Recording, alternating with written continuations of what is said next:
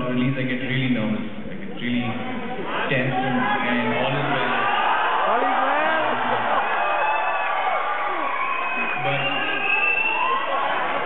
But I have to say that, and you know, with so many of you watching the film this evening, I am really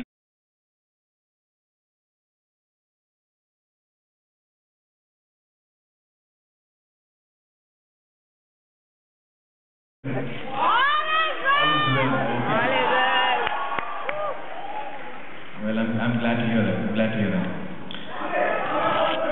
Yes, I think there are mics in the aisle, so if you just put up your hands, I think they can go to you. So just go to anyone, yes. Anyone who's... Hi, good evening, Amir. This is Purva right there. Okay. Hi, I think I would say like everyone sitting here, I'm also your biggest fan. Whether it's your blog or your Facebook or Twitter, I'm everywhere, and it's an honor to see you and meet you here today, and we really welcome you to Melbourne. It was a pleasure. Thank you. And the movie was just wonderful. It was just great. I'm sure everybody's going to agree with it. And I'm sure Anushka was the director, you know, which had the story to tell you, because I've seen your interviews in which you believe that you directors should have a story to tell you. And I would like to ask you that whenever you pick up a role, what informs you about the character? What is the research work? Because every role is so perfect and in depth. So what it is all about? Well, I'm not acting in this film, so...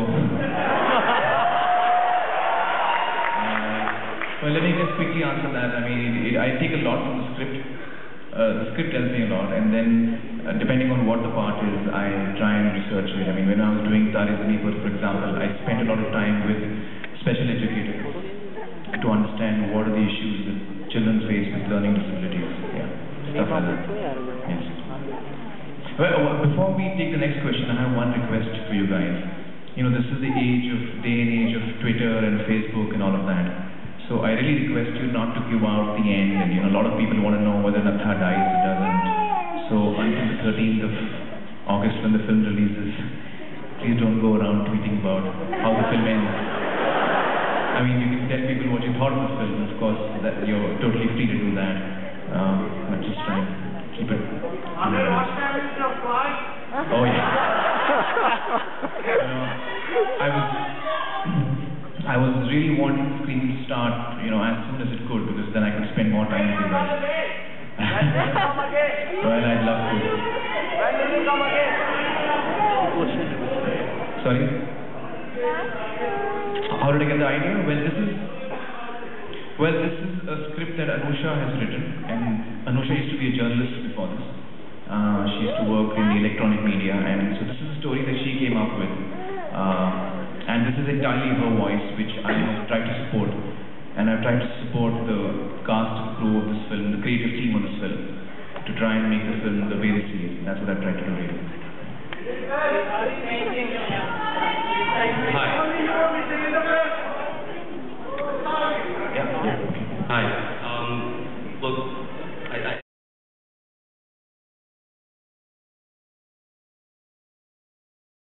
produce a feature film or some sort of documentary on the serious note, on the note where people can take it seriously and perhaps try to help the people who are affected by this very whole subject. Well, I think the attempt in this case that Anusha has made is in fact to sensitize people and to, you know, get us to think. When I read the script, sure I found it funny, the lines are funny, the characters are very vibrant.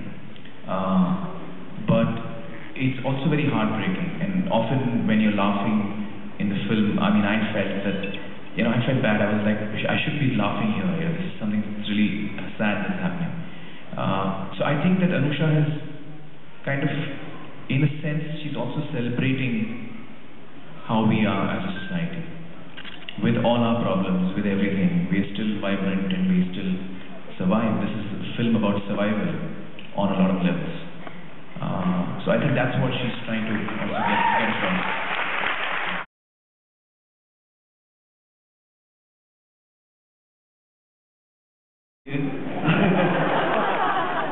I never thought about it like that. I just made a plan this morning when I found that you was coming and said so, like, kind of like, I don't know, my friend was saying that you won't get a chance to say, you won't say hello to him. Give him a break, guys. I won't take that much of time, but I just want to know that is it a real story? I know at the beginning of this movie that there was a message, it's just all the concepts are imaginary. It's not a real concept. Like, I know these sort of things really happen in India, and like, is it a really true story or is it just made up? Okay, sure. Well, this is a piece of fiction, but it is based in what happens back home in India. So all that you see, the moments, the characters, what happens in the film is pretty much how things are back home in India. All of it is accurate. But it is not the only reality. You must realize that satire takes one point of view. So are all politicians like this? Is every media person like this? Is every person in the administration like this? Not really. I think there are a lot of people in our system who are also trying to do a lot of good work. I think, for example, our Prime Minister currently, Mr. Melbourne, is someone with a high level of integrity, very, very sincere about his work. A number of people in the media who are really doing a great job. I think people in the administration are very, very qualified and are very sincere towards what their responsibilities are. So the total, the reality, there are many realities in any society. A satire takes one point of view and thereby also brings out the humor.